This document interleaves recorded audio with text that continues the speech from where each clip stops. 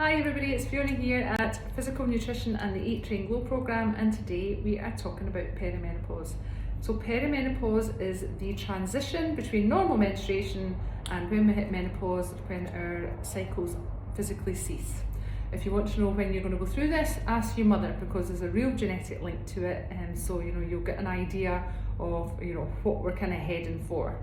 Now perimenopause can start as early as around about 35, and it could be very subtle changes that you don't really quite recognise initially, but as they ramp up, then things do tend to get a bit rockier for some women. Some women just sail through menopause, and again there's that genetic link to that kind of thing as well.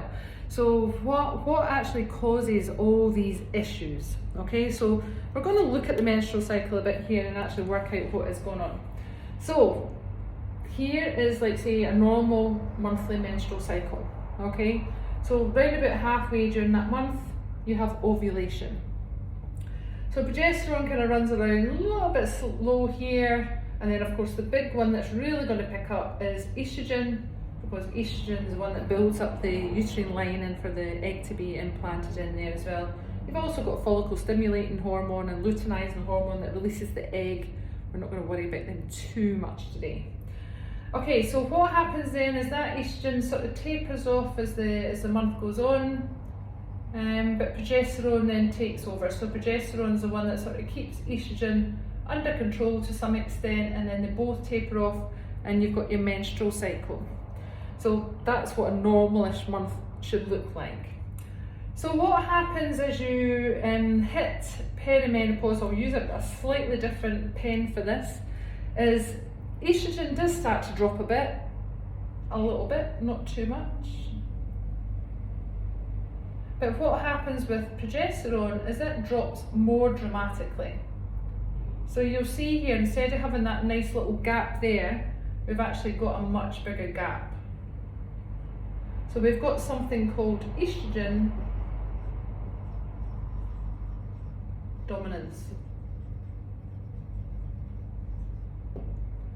So estrogen dominance is a problem, and it's a problem in women of all ages. You could have estrogen dominance as an 18-year-old even, where estrogen is much higher than its partner progesterone. So progesterone keeps estrogen under control. It's that nice sort of like, come on estrogen, let's not go too crazy. So estrogen is a builder, so it's very anabolic. It builds bone, it builds muscle, it can also build tissue to some extent as well. And progesterone is our happy hormone. It's I'm feeling all nice and relaxed, and I'm sleeping really well, I'm feeling really good. So of course progesterone starts to tank. That's when you get things like insomnia, you're a bit more anxious than you used to be, you're not doing quite so well. And because estrogen has been left, a bit more, it's definitely a lot more dominant without progesterone to keep it under control. It's your builder, so it's the one that sort of builds up the uterine lining, and of course, a very, thick uterine lining results in very heavy periods, and estrogen dominance leads to things like fibroids, to breast cysts, to estrogen-dependent cancers. So obviously estrogen-dependent breast cancer is something that's more prevalent during perimenopause, and then dampens a little bit down into menopause. So we've got all these issues going on, and then of course we get things like hot flushes and all that kind of stuff as well. So a lot of this is because of this natural drop, I would say, in progesterone. But there are definitely diet and lifestyle things that I can actually do to alleviate this problem. Stress management is a big thing when it comes to progesterone, because cortisol actually takes some of the base hormone away from progesterone. So if you're really, really busy and chronically stressed all the time, it exacerbates this condition. If you're eating too many refined sugars and drinking too much alcohol, it just increases estrogen dominance anyway. Alcohol is one of the big links to estrogen dominance.